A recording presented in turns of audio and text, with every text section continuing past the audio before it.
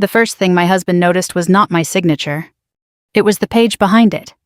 He had been smiling when he lifted the papers from the kitchen table, calm and satisfied the way a man looks when he believes a difficult thing has gone exactly his way. Then he turned the last page. His thumb stopped moving. The smile disappeared so quietly that I almost missed it. He looked at the line I had added, then at me, then back down. His hands began to shake. Not dramatically. Not enough for anyone else to call it fear. But enough for me to see the paper tremble under his wedding ring. That was the moment he finally understood. I had not been surrendering. I had been listening. 2 hours earlier, I had been standing at the sink rinsing tomato sauce from a white ceramic plate while the dishwasher hummed beside my knees. It was an ordinary Thursday night in late March. The kind of night that smells like garlic bread rain on concrete and a house that has learned how to avoid honest conversations. We lived in a split-level home in Ohio just outside Columbus, on a street where everyone's lawns looked tired by the end of winter. Our mailbox leaned slightly to the left. The porch light flickered when it rained. The neighbor across the street still had a plastic snowman in her flower bed. Nothing about that evening looked like a turning point. That is how most turning points come. Quietly. Wearing house slippers. My stepson Caleb was upstairs pretending to do homework. He was 10 years old, narrow-shouldered, serious, and careful with other people's moods. He had learned too young how to read silence. He could tell from the way his father closed a cabinet whether it was safe to ask for help with math. He could tell from the way I folded laundry whether I was tired or just thinking. I had been in his life for 6 years, not from the beginning, but long enough to know he hated pulp and orange juice. Long enough to know he slept better with the hall light on. Long enough to know he said he was fine when he was trying not to be trouble. I never asked him to call me Mom.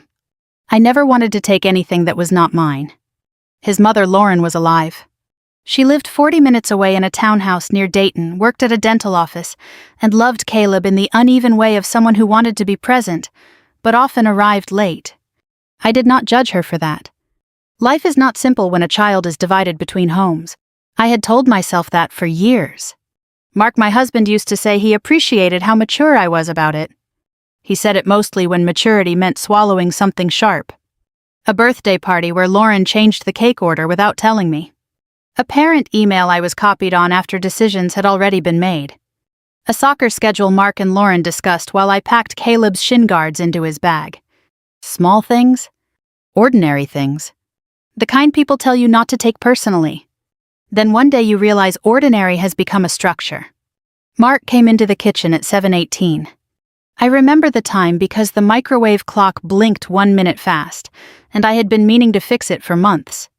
He was wearing his navy work polo, the one with the dealership logo stitched over the pocket. His hair was damp from the shower.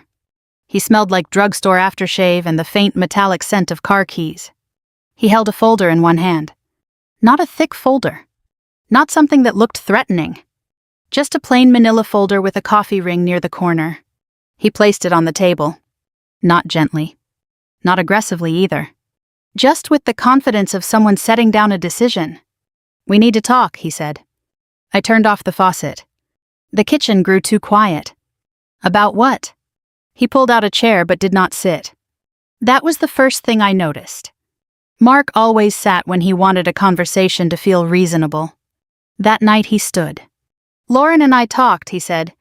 I dried my hands on the towel hanging from the oven handle. It was blue with small white flowers. My mother had sent it for Easter. "You and Lauren talked," I said. He looked away for half a second, then back at me. "It's about Caleb." Of course it was. It was always easier to say a thing was about the child. No one wants to argue against a child.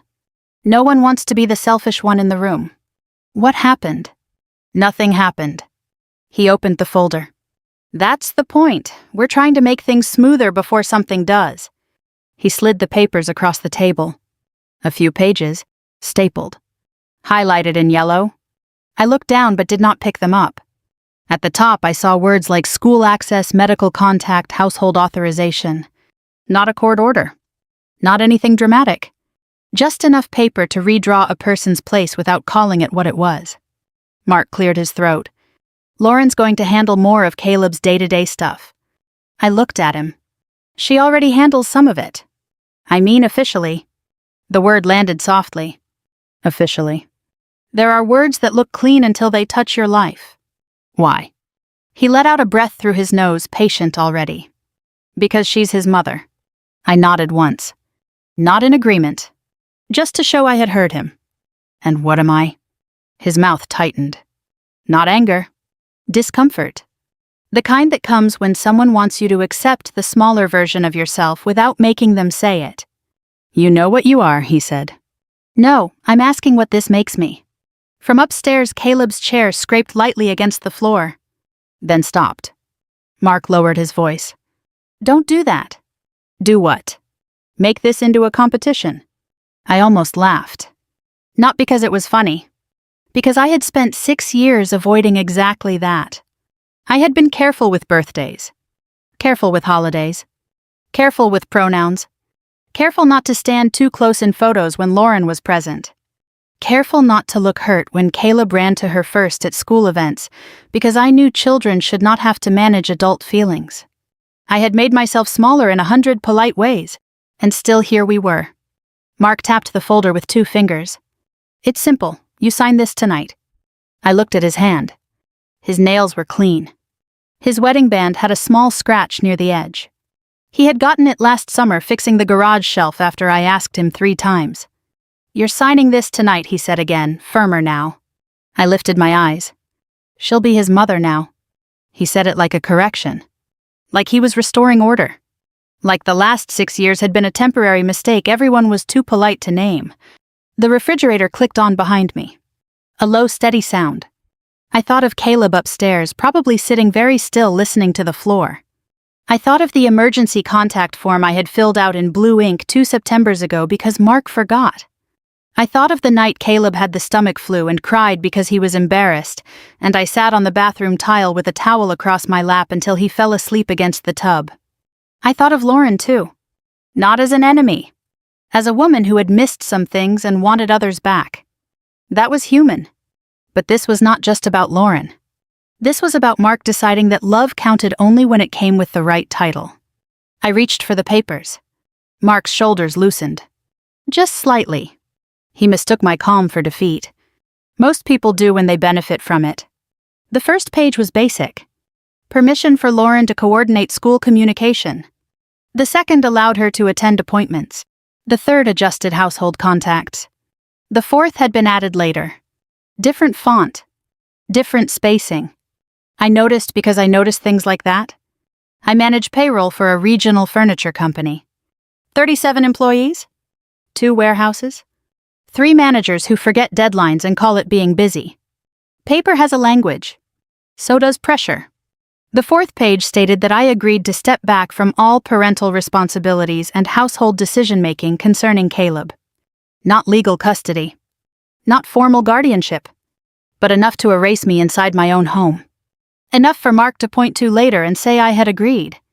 He handed me a pen. A black one from the dealership. April, he said quietly. The way he said my name almost sounded gentle. I know this is hard, but it's better for everyone. I looked at the pen. Then at him. For everyone. He did not answer right away. That was the answer. I sat down. The chair felt cold through my jeans. Mark stayed standing beside me. Close enough to supervise. I turned each page slowly. He watched my hand. Not my face. That told me more than anything he had said. On the last page under the signature line there was a blank space. Small? Probably accidental. Probably nothing. I signed my name. Then I wrote one sentence beneath it. Neat.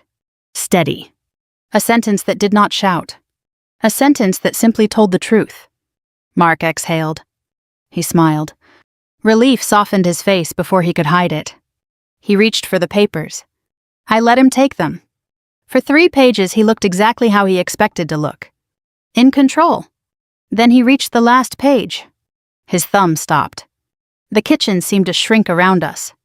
He read the sentence once. Then again. His lips parted slightly. Upstairs, Caleb's door opened. A thin line of light fell across the hallway. Mark looked at me. What did you do? I folded the towel on the table. Once. Then again. I signed, I said. And for the first time that night he understood those were not the same thing. The next morning began the way most mornings do. Quietly. Without warning. Coffee dripped into the carafe in slow measured seconds. The kitchen smelled like toasted bread and something slightly burnt. Rain tapped against the window in a steady rhythm that made the house feel smaller. Mark had left early. Earlier than usual. He did not say goodbye. He stood in the doorway for a moment, holding his keys. Then he walked out without looking back. I didn't call after him. I didn't follow. I poured coffee into a mug I had owned longer than our marriage. White ceramic, a small crack near the handle. It still held heat. Upstairs, Caleb's alarm went off. 3 soft beeps. Then silence. Then the sound of him turning it off with a careful hand. He came down 10 minutes later. Backpack slung over one shoulder. Hair still damp from the sink. He paused at the bottom of the stairs when he saw me. Kids notice the air before they understand it. Is Dad gone? He asked. Yes. He nodded. Walked into the kitchen. Opened the cabinet where we kept the cereal. Not his usual one. Something new. Lauren must have dropped it off. He stood there for a second longer than necessary. Reading the box. Then he closed the cabinet. I'm not that hungry, he said. I didn't answer right away. I slid a plate toward him. Toast. Scrambled eggs. Cut small the way he preferred when he didn't feel like eating. He sat. Picked at the eggs. Didn't look up. You're still taking me to school, right? He asked. I took a sip of coffee. It depends. He froze slightly. Just a shift in his shoulders. On what? On what your dad and your mom decided. He nodded again. Slower this time. Not agreeing. Just adjusting. Kids do that. They adjust before they question. I watched him eat 2 bites, then 3. That was enough. We left the house at 7:42. The driveway still held puddles from the night rain. The porch light flickered once as we passed. It always did that. I had learned not to mention it anymore. Some things don't get fixed unless they inconvenience the right person. Caleb got into the passenger seat. He used to sit in the back. Then one day he just started sitting up front. Like he was trying to grow into something faster. The car smelled faintly of old receipts and winter coats. I turned the key. The engine hesitated. Then caught. We drove in silence. Not uncomfortable. Just aware. At a red light he looked out the window. There's a field trip next week, he said. Where to? The science center. I nodded. Did you bring the permission slip? He hesitated. It's in my bag. Did you sign it? He shook his head. Dad said he'd do it. I kept my eyes on the road. Okay. We didn't say anything else. The school parking lot was already filling up. Minivans. SUVs. Parents holding travel mugs and checking their phones. Routine. Predictable. Safe in its own way. I pulled into the drop-off lane. Caleb unbuckled his seatbelt. Then stopped. He didn't open the door. Are you picking me up? He asked. I looked straight ahead. I don't know yet. That was the truth. He studied my face. Trying to read something. The way he always did. Okay, he said finally. He opened the door. Stepped out. Then turned back. Don't forget, he said. I won't. He nodded once. Closed the door. And walked toward the building. He didn't run. He didn't look back. That was new. I sat there for a moment after the car behind me honked. Then I moved forward. I didn't drive home right away. Instead, I pulled into the far side of the parking lot, near the edge where the asphalt cracked and weeds pushed through. I turned off the engine. The rain had stopped, but everything still looked wet. I reached into my bag, took out a thin folder. Not the one from last night.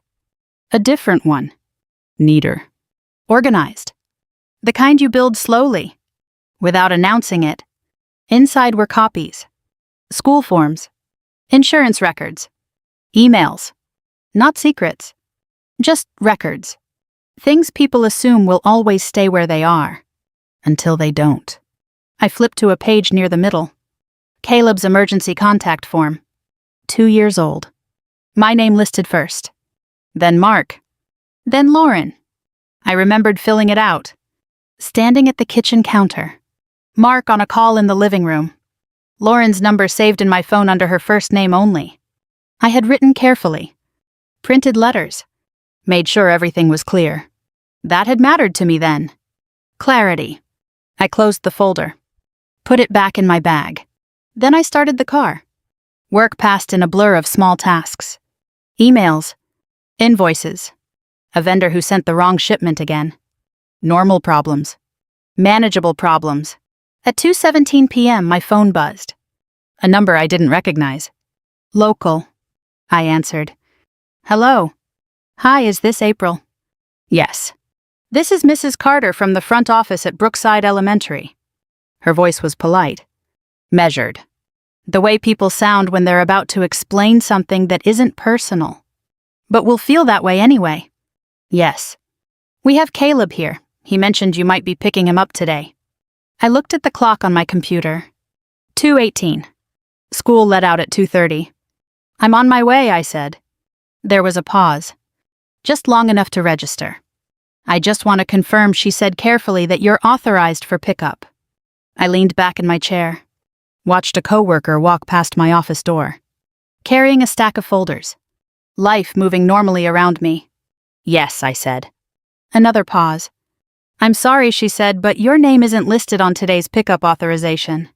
The words were soft. Procedural. Final. I didn't answer. I listened to the silence on the line. Then to the faint sound of children in the background. Lockers. Voices. A bell. Mrs. Reynolds, she said. I'm here. If there's been a change, we just need confirmation from a listed contact. Who is listed? Mr. Reynolds and Lauren Mitchell. Of course. I closed my eyes briefly. Not in frustration. In recognition. How long has that been updated, I asked. I'm not sure, she said. It's what we have in the system. Of course it was. Okay, I said.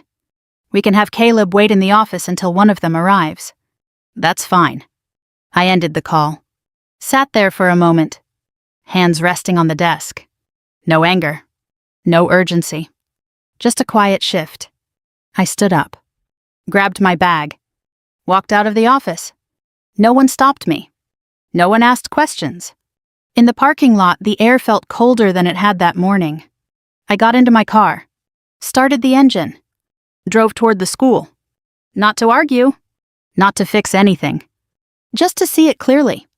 When I pulled into the pickup area, I didn't park in the main line. I chose a spot near the side entrance. Less visible. More honest. Inside, the front office smelled like paper and disinfectant. A clock ticked loudly on the wall. Mrs. Carter looked up as I entered. Recognition. Then hesitation. April, she said. Not Mrs. Reynolds. Just April. I got your call. She nodded. Smiled apologetically. I'm sorry about the confusion. It's not confusion, I said. Her smile faltered slightly. Professional instinct adjusting. Caleb sat in a chair near the wall. Backpack at his feet. He saw me. His face changed. Not relief. Not exactly. Something quieter. He stood up. Took a step forward. Then stopped. Waited. He was waiting for permission. Not from me. From the system. I felt something shift inside me then. Not break. Just settle. It's okay, I said softly. To him. He nodded. Sat back down. A few minutes later, Lauren walked in. Hair pulled back. Keys in hand. Slightly out of breath. She looked at me. Then at Caleb. Then at the receptionist. No one explained anything. They didn't need to. Everything was already clear. Caleb stood. Picked up his backpack. Walked toward her. Not running. Not choosing. Just following the path that had been set. I watched them leave. No one asked me to stay. No one asked me to go. I walked out of the building. Back into the damp air. Got into my car. And sat there for a long time. Not because I didn't know what had happened, but because now I knew exactly how far it had gone. And that made the next step simple. By Monday morning, everyone had learned to speak around what happened. That is what families do when they want peace without honesty. They lower their voices. They change the subject. They act as if silence is the same thing as repair. Mark spent most of the weekend in the garage. Not fixing anything. Just moving tools from one shelf to another. Every so often I heard the scrape of metal against wood. Then nothing. Then the same sound again. Caleb stayed mostly upstairs. Lauren kept her texts short and practical. Mark's mother, Diane, called twice. I let both calls go to voicemail. She had never called me just to talk. Not in 6 years. Only when something needed arranging. A casserole for church. A birthday gift. A ride. A thank you note she wanted written but not signed by her. On Sunday night, Mark finally came into the living room while I was folding towels. The television was on with the sound low. Some home renovation show where people stood in bright kitchens pretending disappointment was polite. He stood near the hallway. Hands in his pockets. "You didn't have to go to the school," he said. I folded a towel in half. Then in thirds. "I got a call. They said you showed up after they told you." "Yes." "Why?" I placed the towel on the stack. "Because Caleb thought I was coming." Mark looked away. "That should have been the end of the conversation." It wasn't. "You're making this harder than it needs to be," he said. There it was. The sentence people use when they have already made your pain inconvenient. I looked at him. "How hard should it be?" He blinked. "What?" "If someone removes you from a child's daily life without a conversation, how hard should that feel?" His jaw tightened. "We didn't remove you." I waited. He heard it too. The weakness in the sentence. He sat down in the armchair across from me. The one with the worn fabric on the arms. The one he always claimed as his even when he never used it unless there was company. "Lauren needs to be more involved," he said. I never said she shouldn't. She's his mother. I never said she wasn't. "Then why are you acting like this?" The television cut to a commercial. A woman laughed too loudly about floor cleaner. I reached for the remote and muted it. The room seemed to inhale. I'm acting like someone who was not told she was being replaced. He rubbed his forehead with 2 fingers. "April." That tone again. Soft. Tired. Designed to make me feel unreasonable. I almost let it work. 6 years teaches your body certain habits. So does marriage. You hear your name said a certain way, and some part of you prepares to apologize before you know what for. But I didn't. I simply sat there. Mark leaned forward. "No one is replacing you." I didn't answer. He looked annoyed now. Not because I had spoken. Because I hadn't. "You know what I mean." "Yes," I said, "I do." And that was the problem. The next public moment came 2 days later. Not at school. Not in some dramatic room with forms and fluorescent lights. It came in the fellowship hall at St. Luke's Community Church. Diane had insisted we go. She said people were asking why we had not been at Sunday service. People in Diane's language usually meant herself. St. Luke's sat between a dentist's office and a dry cleaner with a small brick sign out front and a parking lot full of domestic sedans. Mark had grown up there. Caleb had been baptized there. I had spent 6 years bringing store-bought brownies to potlucks and pretending people could not tell they were store-bought. The fellowship hall smelled like coffee carpet cleaner and powdered lemonade. Folding tables lined the walls. Women in soft sweaters moved between crockpots. Men stood near the coffee urns laughing with their hands in their pockets. Everything familiar. Everything slightly staged. Caleb walked ahead of us holding a paper plate. Mark stayed near his mother. Lauren was already there. I had not known she would be. She stood near the dessert table in a cream cardigan smiling at something the pastor's wife had said. Caleb saw her. He smiled. A real smile. Then he looked back at me, as if checking whether that smile had hurt me. That nearly did. Not the smile. The checking. I gave him a small nod. "Permission." He went to her. Not quickly. Not guiltily. Just like a boy trying to love everyone without causing damage. I stayed near the coffee urn. The metal handle was warm under my fingers. Diane approached with a woman named Marcy who coordinated the children's ministry and always remembered birthdays but never names correctly. There you are, Diane said. Bright? Too bright. Marcy was just saying she needed updated family information for the spring retreat. Marcy smiled at me. Hi, honey. Honey. A word that can make you feel either cared for or erased, depending on who says it. We're just cleaning up the contact sheets, Marcy said.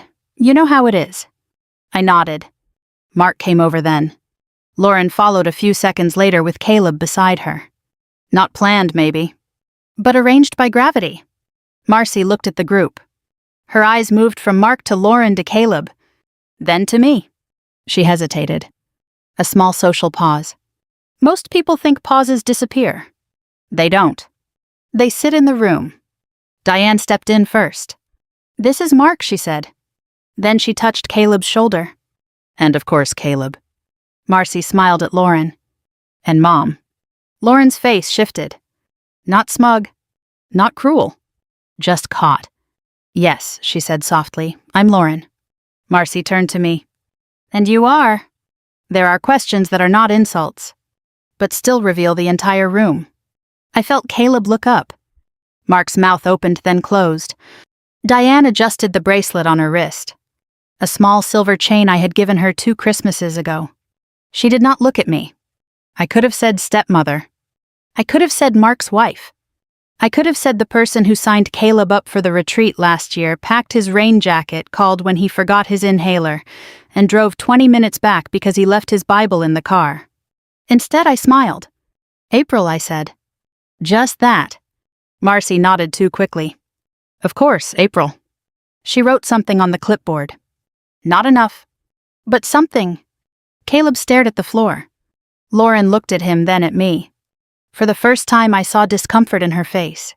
Not victory. Not guilt, exactly. Recognition. Maybe she had not understood the shape of the thing until she saw it from the outside. Mark reached for the clipboard. I can fill it out, he said. Marcy handed it to him. He wrote quickly. I watched the pen move. Mark Reynolds. Lauren Mitchell. Caleb Reynolds. Then a pause. His hand hovered. He looked at me. Only for a second. Then he added my name. Small. Below the others. No title. No relation. Just April. I do not know why that hurt more than if he had left me off entirely. Maybe because it proved he knew I belonged somewhere. Just not where. After that, people moved on. People always do. Coffee was poured. Children ran between tables. Someone dropped a plastic fork. A baby started crying near the coat rack. Life kept giving everyone permission not to notice.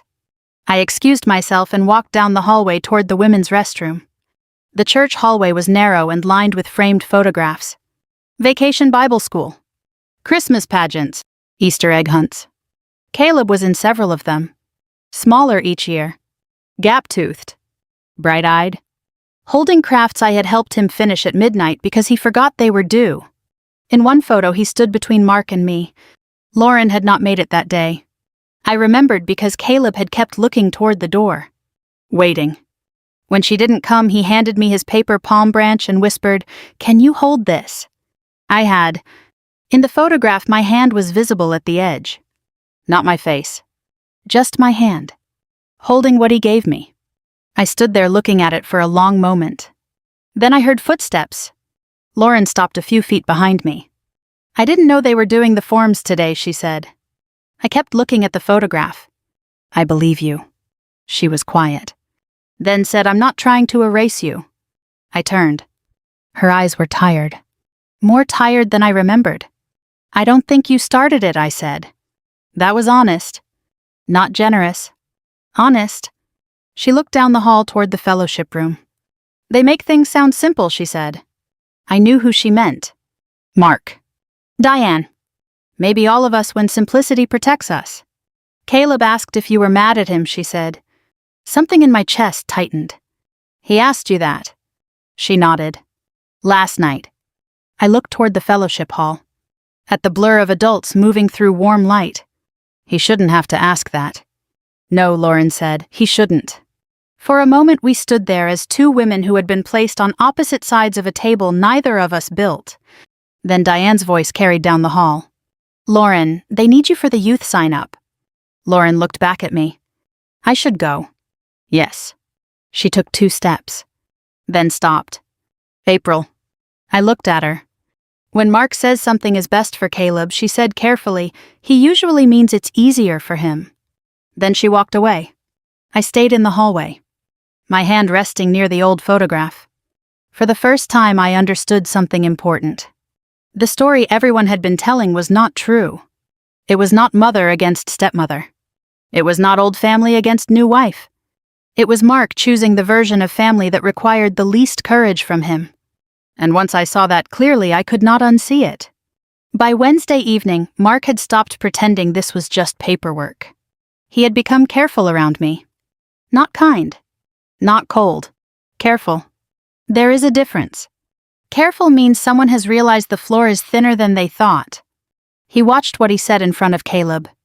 He lowered his voice when Lauren called. He took his phone into the garage twice and came back smelling like cold air and motor oil. At dinner, he asked Caleb about his spelling test. Caleb answered politely. 7 out of 10. Mark told him that was good. Caleb looked at me before accepting it. I nodded once. Only then did he smile. Mark saw that. I know he did. His fork paused over the chicken casserole. Just for a second. Then he went back to eating. Diane called after dinner. This time, Mark answered in the kitchen. I was in the laundry room folding Caleb's gray hoodie, the one with the frayed drawstring. The dryer was still warm. Static clung to the sleeves. I heard only pieces of the conversation. She's making it uncomfortable. Then silence. No, Mom. Another silence. I said no. That was new. Diane must have said something sharper after that because Mark's voice dropped. You don't know what this is? I stopped folding. The washer clicked at the end of its cycle. A small, ordinary sound. Mark came into the laundry room a minute later. Phone still in his hand. He looked tired. Not the tired of work. The tired of a man who had started seeing the cost of his own convenience. Mom wants us all at dinner Friday, he said. I laid the hoodie flat on the folding table. All of us. He understood the question. Yes. Me, you, Caleb, Lauren, and Diane. He rubbed the back of his neck. And my dad. I almost smiled. His father Ron was often included in lists, as if someone suddenly remembered he existed. Ron was a retired mail carrier who spoke little and noticed more than people assumed. What is the dinner for? She says we need to clear the air. I folded one sleeve. Then the other. Does she? Mark looked at the floor. I told her it wasn't a good idea. But you're asking me anyway. He looked up then. I'm not asking, I'm telling you what she wants. That was progress in Mark's language. Not enough. But progress. I picked up a pair of Caleb's socks and matched them by the faded blue line near the toe. What do you want? He did not answer right away. Outside, a car passed, slowly, tires hissing over damp pavement. I want things to stop feeling like a war, he said. I looked at him. They only feel like a war because everyone keeps trying to win. His face tightened. I'm not trying to win. No, I said, you're trying not to choose. That landed. He looked away first. On Friday, I went to the dinner. Not because Diane wanted it. Not because Mark asked without asking. I went because I needed to see the room clearly one last time. Diane's house sat 20 minutes away in a quiet suburb where the driveways were clean and the wreaths stayed up well into spring. Her front porch smelled faintly of mulch and lemon cleaner. She had a small ceramic angel beside the door. Its face had been chipped for years. No one ever mentioned it. Inside the house was warm. Too warm. Diane had made pot roast mashed potatoes, green beans with almonds and rolls from the grocery bakery, arranged in a basket lined with a cloth napkin. A meal designed to look effortless. It was not effortless. Nothing in Diane's house was. Caleb sat between Lauren and Mark. I noticed the seating before I sat down. Of course I did. There was an empty chair beside Ron. At the far end. I took it. No one commented. Ron gave me a small nod. April, he said. Ron. He passed me the butter before I asked. That almost undid me. Dinner began with small talk. Weather. Gas prices. Caleb's science project. Lauren mentioned that he had chosen volcanoes. I knew that. He had asked me last week if baking soda expired. Mark smiled too quickly. Diane refilled glasses no one had emptied. She was waiting. I could feel it. The way a room feels before a storm when the air gets still and animals go quiet. Finally, she set the pitcher down. I think we should say what everyone is thinking. No one moved. Caleb looked at his plate. Lauren's hand tightened around her fork. Mark said, "Mom." Diane ignored him. "This has gotten out of hand." I placed my napkin in my lap. Carefully. "What has—" She looked at me then. Really looked. Not with curiosity. With disappointment sharpened into manners. "April, you know we care about you." That sentence has never ended well. I waited. But Caleb needs stability. Lauren closed her eyes briefly. Mark shifted in his chair. Diane continued. And sometimes adults have to accept that their role changes. The word role sat between us like a dish no one wanted to touch. I looked at Caleb. His ears were red. He was staring at a green bean on his plate as if it contained instructions. "Diane," I said quietly, "Caleb is at the table. He's old enough to understand that everyone loves him." "That is not what you're discussing." Mark set his fork down. "Mom, stop." She turned to him surprised. "I am trying to help." "No," he said. His voice was not loud. That made it stronger. "You're trying to decide what everyone should feel so you don't have to feel uncomfortable." The room went still. Ron lowered his eyes. Lauren looked at Mark like she had never seen him from that angle before. Diane's face changed in stages. Shock. Hurt. Then something harder. I have only ever wanted what was best for this family. I looked at Mark. He looked back. This was the place where he usually softened, where he usually translated Diane's control into concern, where he usually handed her the room and called it respect. He did not. But he did not defend me either. Not fully. Not yet. Diane turned to me again. "If you love Caleb," she said, "you will not make this confusing for him." There it was. The cleanest weapon. Love measured by disappearance. I felt the old instinct rise in me. To explain. To prove.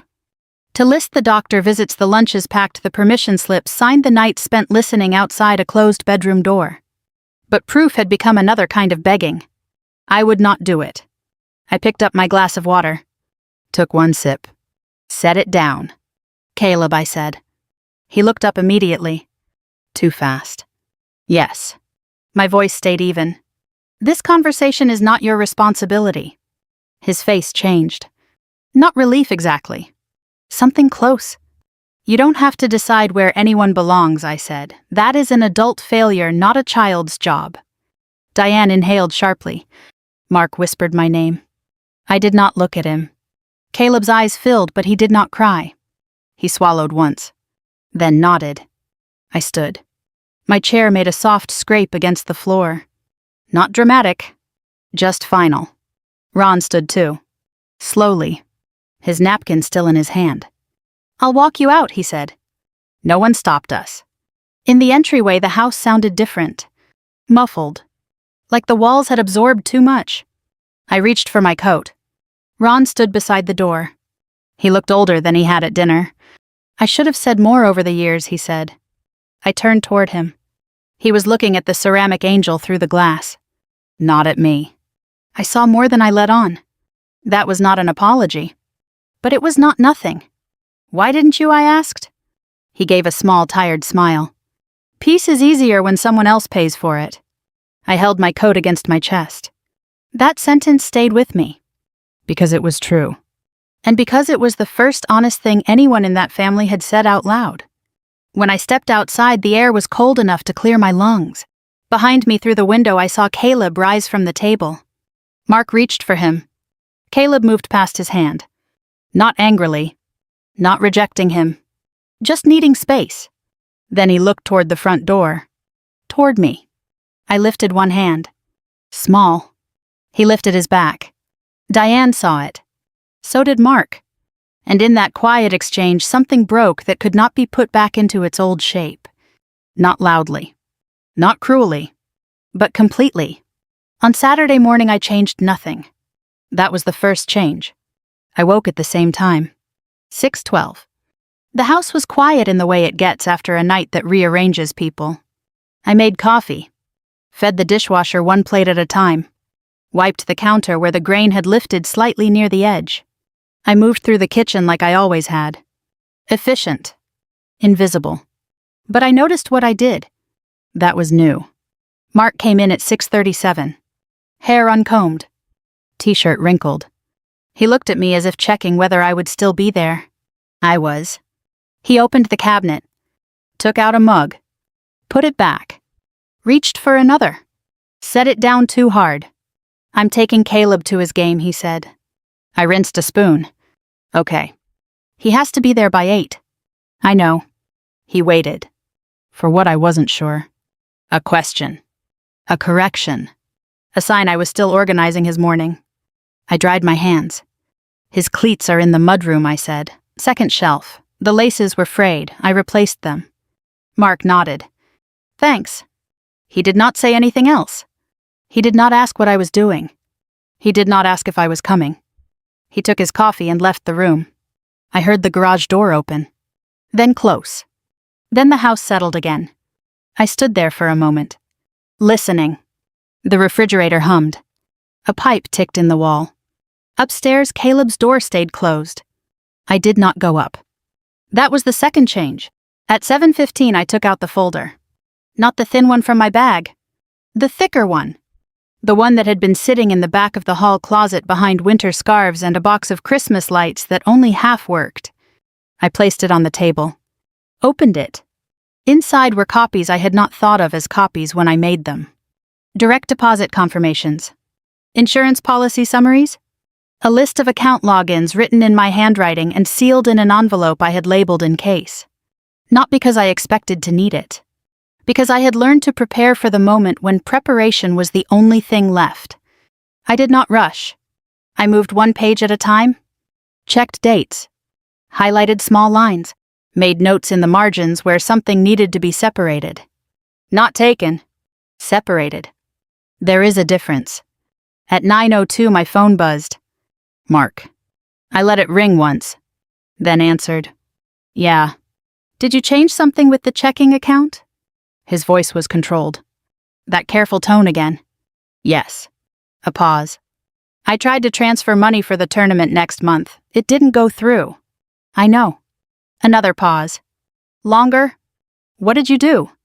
"I separated my direct deposit last week." "You didn't tell me." "I did," I said. "You just didn't hear it."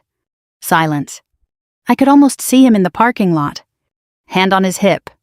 Keys in the other. Trying to map a version of the world where this made sense without implicating him. "Why now?" he asked. I looked at the list in front of me. At the small, neat boxes I had drawn around account names. "Because now you'll notice." He exhaled. Not angry. "Not yet. April, this affects Caleb." "Everything affects Caleb. That is how these conversations work." "Yes," I said, "it does." "So fix it." "I didn't break it." Another silence. I let it sit. "I have to go," he said finally. "I know." He hung up. I placed the phone face down. At 10:30 I drove to the insurance office. Not the one I worked at. A different branch. Neutral. The waiting area smelled like carpet cleaner and printed paper. A television on the wall played a morning news segment about interest rates. A woman at the front desk asked me to sign in. I printed my name. April. No last name. She didn't ask for it. At 10:47 I sat across from a man named Greg who wore a gray suit and spoke in complete sentences. We reviewed policies. Adjusted beneficiaries. Clarified coverage. Nothing dramatic. Nothing that would raise an eyebrow. Just the quiet work of aligning reality with intention. At one point he looked at me over his glasses. "Are there any recent changes in your household we should be aware of?" he asked. I considered the question. "Yes," I said. He nodded. Typed something. Did not ask what. That is what professionals do when they respect boundaries. They leave space. At 12:15 I stopped by the grocery store. Bought milk. Eggs. A loaf of bread. The same brand Caleb liked. Routine. That was the point. When I got home, the house was empty. Mark and Caleb were still at the field.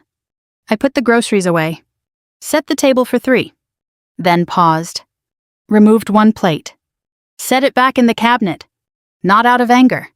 Accuracy. At 2:08, the garage door opened. Voices. Laughter. Cleats on concrete. Caleb came in first. Face flushed. Hair damp. "We won," he said. "That's good," I said. He dropped his bag. Walked into the kitchen. Stopped. Looked at the table. Then at me. "You didn't come." "No." He nodded. Slow. Not accusing. Not accepting either. Just registering. Mark came in behind him. He looked at the table too. At the 2 plates. At the space where a third would have been. He did not comment. "Go shower," he said to Caleb. "I will," Caleb said. He hesitated, then walked upstairs. Mark stood in the doorway, hands at his sides. "We need to talk," he said. I gestured to the chair. "Sit." He did not. "I spoke to the bank," he said. "I'm sure you did. They said you moved everything that was in your name." "Yes. That's not how this works." I looked at him. "Then explain how it does." His mouth opened. Closed. He tried again. "We're married." "Yes. Things are shared. Some things are—" His frustration surfaced then. Not loud. Sharp. "This feels like you're trying to punish me." I shook my head. "No." "Then what is it?" I folded my hands on the table. "This is me stepping out of systems that only work when I hold them together." He stared at me, trying to understand the sentence, trying to find the place where he could disagree. So what he said slowly, "You're just going to pull back and watch everything fall apart." "No," I said. "I'm going to stop pretending it was ever stable." Upstairs, water started running. Caleb's shower. Mark glanced toward the ceiling, then back at me. "And what about him?" he asked. I followed his gaze. "He deserves consistency," Mark said. "He deserves honesty," I said. "That's what I'm trying to do." "No," I said. "You're trying to simplify something so you don't have to feel it." He leaned on the back of the chair, gripping it. "You think I don't feel anything?" "I think you feel discomfort and call it resolution." That landed. He looked down, then up again. Different now. Less defensive. More aware. "What do you want?" he asked. It was the first real question he had asked. Not about logistics. Not about control. About me. I took a breath. "I want to stop being an afterthought in decisions that shape my life." He nodded slowly. "I didn't think you were." "I know." That was the problem. We stood there, across a table that had held years of dinners, homework, bills, conversations that never quite finished. Mark exhaled. "Can we fix this?" I looked at him. At the man I had built a life with. At the man who had not noticed the structure of that life until it shifted. "I don't know," I said. And for the first time, that answer did not feel like a failure. It felt like truth. That night after Caleb went to bed, I sat at the kitchen table with the folder open in front of me. I added one more document. A copy of the page I had signed. With the sentence beneath it. Not dramatic. Not threatening. Just clear. I placed it on top. Closed the folder. And set it by the door. Not hidden. Not explained. Ready. The call came on a Tuesday just after noon. I was at my desk reviewing an invoice that didn't match the purchase order. A small discrepancy. The kind that usually takes 10 minutes to fix. My phone buzzed once. Then again. Mark's name. I let the second call go through. "April." His voice was tight. Not loud. Contained. "Where are you?" "At work." "I need you to come to the school." I leaned back in my chair. "Why?" "They called me," he said. "There's a problem." "A problem." Not a crisis. Not an emergency. "A problem." "What kind of problem?" "They won't release Caleb's medical file to Lauren for the trip forms." I waited. "They said something about authorization not matching the primary record," he added. I closed my eyes for a moment. Not from surprise. From recognition. When do they need it? Now, he said, they have to submit everything by today. Then go talk to them. I did. And they said I need you there. There it was. A small sentence. Clean. Unavoidable. I looked at the clock. 12:14. I can be there in 20 minutes, I said. I'll meet you in the front office. I know where it is. He didn't answer. He didn't need to. The line went quiet, then ended. I gathered my bag, slid the folder inside. The thicker one. Not because I planned to use it. Because I had learned not to arrive anywhere unprepared. The drive to the school felt shorter than usual. Or maybe I just wasn't thinking about the road. The sky was clear. The kind of pale blue that shows up after a week of rain. Parents moved through the parking lot with practiced efficiency. Doors opened. Closed. Children walked in lines that curved toward the entrance. Routine. Again. Always routine. Inside, the front office smelled the same as before. Paper. Disinfectant. Something faintly sweet. Mrs. Carter looked up as I walked in. Her expression shifted quickly. Recognition. Then relief. April, she said. Hi. Mark stood near the counter, hands in his pockets. Lauren stood beside him, holding a stack of forms. Neither of them spoke right away. That was new. The silence did not belong to me anymore.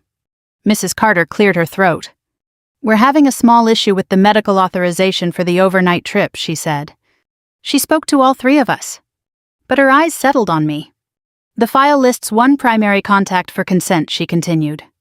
And the forms submitted don't match that designation. Lauren shifted the papers in her hands. I filled out everything they asked for, she said.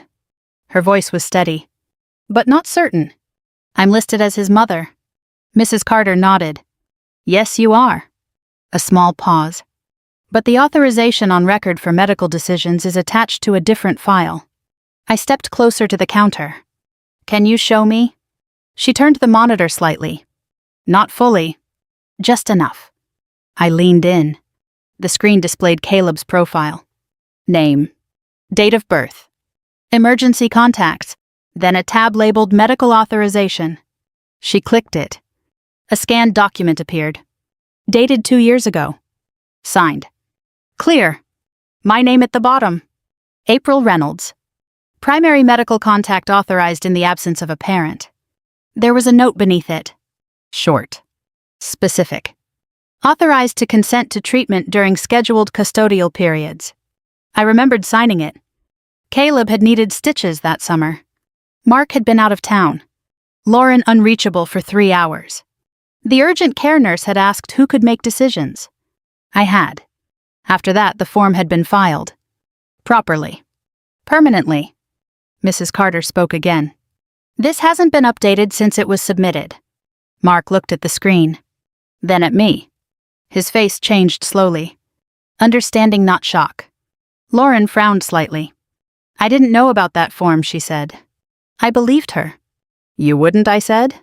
She looked at me. Not defensive. Not angry. Just recalibrating. Mrs. Carter continued. For the trip, we need the person listed here to sign off on the medical release. Mark ran a hand over his face. So she can just sign it. Mrs. Carter hesitated. It would be the simplest solution, yes. Simple. There was that word again. I stood there. Not speaking. Not moving. The room held its breath. Not dramatically. Just enough. Mark turned to me. April? He didn't finish the sentence. He didn't need to. For the first time, he was not instructing. He was asking. Lauren looked between us. Then down at the forms. Then back at me. I'm not trying to make this harder, she said quietly. I know, I said. Mrs. Carter waited. Professional. Neutral. Used to these moments. I reached into my bag, took out a pen. The same black pen Mark had handed me days earlier. I placed it on the counter. Next to the forms. I did not pick them up.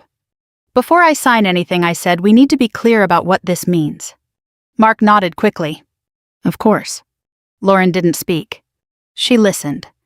This isn't about the trip, I said. It's about who is trusted to make decisions when it matters. No one interrupted. That hasn't been discussed, I continued. It's been assumed. Mark swallowed. You're right. That was new. Not an argument. Not a correction. Agreement. Lauren took a breath.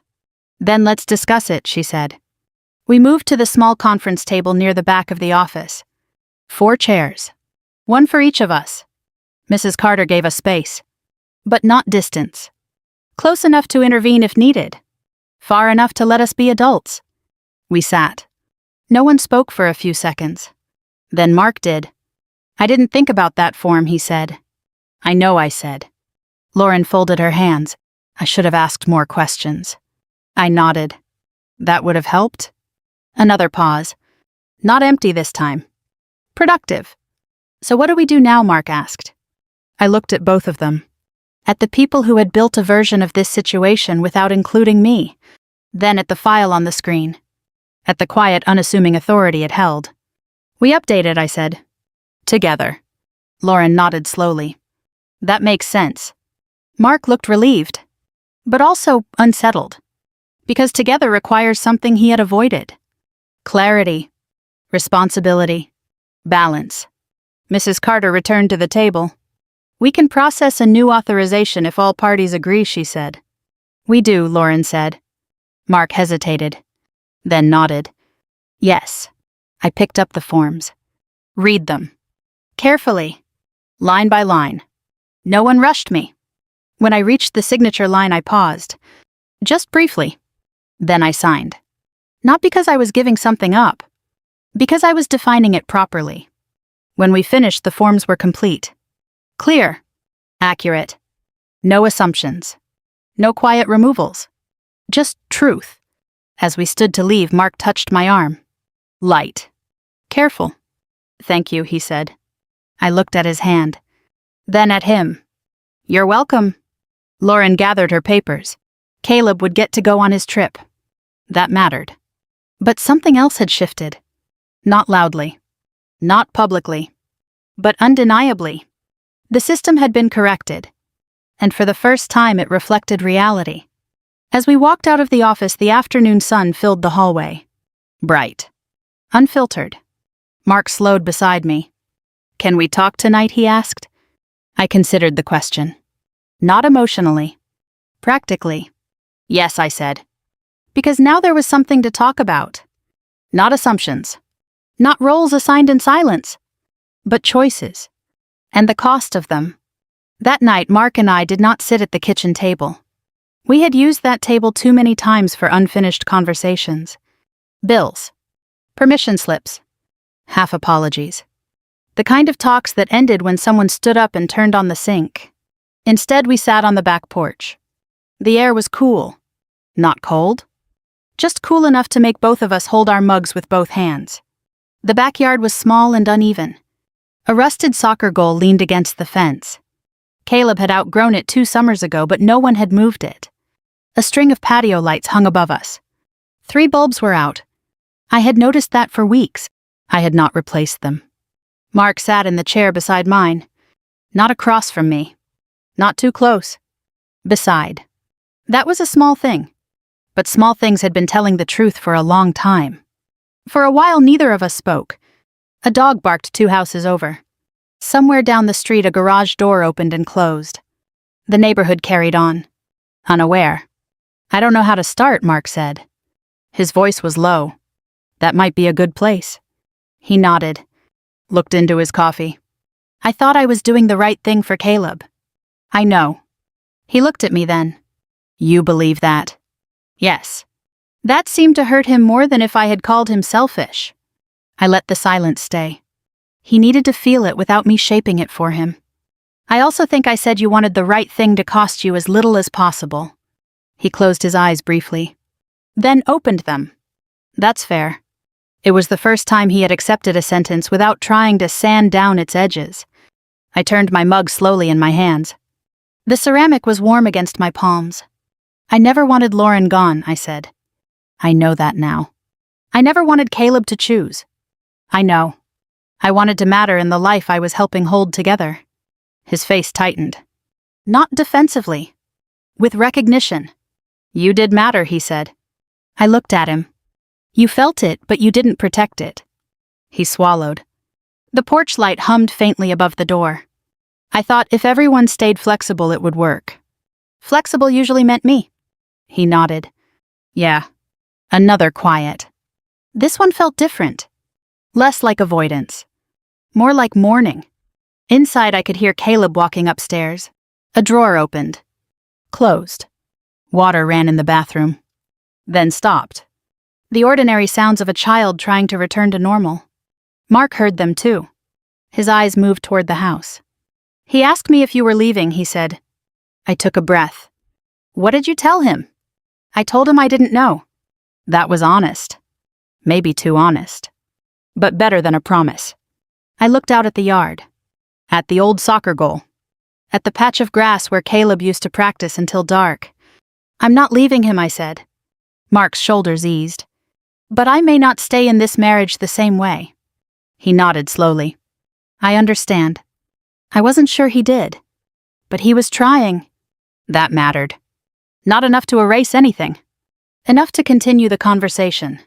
Over the next few weeks, the house changed without anyone announcing it. Lauren and I met at a diner off Route 23. Neutral place. Vinyl booths. Weak coffee.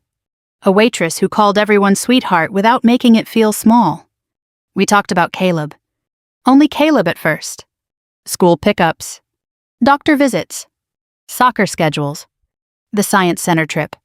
Then slowly the edges softened. Lauren admitted she had felt guilty for the years she had missed. I admitted I had sometimes mistaken her return for my removal. Neither of us cried.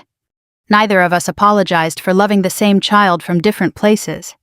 We simply made room. That was harder than fighting. Mark began showing up differently. Not perfectly. People do not become new overnight. But he started asking before deciding. He copied me on emails before sending them. He stopped using Caleb's name as a shield. Once when Diane called during dinner and asked whether the family situation had settled down, Mark set down his fork. We're not discussing April like she's a problem, he said. The table went quiet. Caleb looked at me. I looked at my plate. Not because I was embarrassed. Because relief can be private too. Diane did not change quickly. Some people cannot surrender control without calling it disrespect. But even she adjusted in small ways. A text before a plan. A question instead of an assumption. At Easter service, she introduced me to a woman from church as Mark's wife. Then paused. Looked at Caleb. And someone very important to Caleb. It was imperfect. But it was effort. I accepted it as effort. Not as repayment. Ron gave me the same quiet nod across the fellowship hall. The kind that said he had seen it. That was enough. By early summer, Mark and I started counseling. Not because I had decided to stay. Because I had decided not to make life-changing choices from injury alone. The office was in a low brick building near a pharmacy. There was a ficus in the corner with dusty leaves. A white noise machine outside the door. A box of tissues neither of us touched for the first 3 sessions. We talked about convenience. Avoidance. Family roles. The difference between peace and silence. Some weeks I left feeling lighter. Some weeks I sat in the car afterward with both hands on the steering wheel and wondered if understanding had arrived too late. But I kept going. So did he. That mattered. One evening in July, Caleb and I sat on the back steps eating popsicles. Blue raspberry for him. Cherry for me. The sky had turned soft and gold the way Ohio evenings sometimes do when the humidity finally loosens. He leaned his shoulder against mine. Not heavily. Just enough. Are things okay now? He asked. I looked at him. His mouth was stained blue. He looked younger than 10. And older. Things are more honest now, I said. He thought about that. Is that better? Yes, I said, even when it's harder. He nodded. Then handed me the wooden stick from his popsicle. Like he had done when he was little. I took it. No ceremony? No big moment. Just a small sticky offering. But it felt like something had been returned. Not my place. Not my title. Something quieter. Trust. By fall, I had moved into the guest room. Not as punishment, as space. Mark and I were still married. Still uncertain. Still trying. Some people may not call that reconciliation. Maybe they want a cleaner ending. A kiss in the driveway. A ring slipped back on. A family photo where everyone smiles at once. Real life is less polished. Sometimes reconciliation begins with separate rooms and honest calendars. Sometimes restored dignity looks like sleeping alone and waking without resentment. Sometimes love survives. Sometimes it changes shape. And sometimes that is the most merciful thing it can do. The page I signed stayed in my folder. I never threw it away. Not because I needed proof against Mark. Because I needed proof for myself. Proof that I had reached a point where I could be calm without disappearing. Gentle without surrendering. Loving without accepting less than respect. I still make Caleb eggs when he doesn't feel like eating. Lauren still forgets to send forms on time. Mark still pauses too long before difficult sentences. Diane still says things that need translating. And I still notice small details. The porch light. The third chair. The name on the contact sheet. But now when something feels wrong, I do not fold myself around it to keep the peace. I name it. Quietly. Early. Before silence becomes a structure. If you have ever been asked to shrink so someone else could feel comfortable, I hope you remember this. You do not have to fight loudly to reclaim your life. You do not have to punish people to prove you were hurt. Sometimes the strongest thing you can do is tell the truth, set the boundary, and let the people who love you learn how to meet you there. And if they cannot, you are still allowed to stand.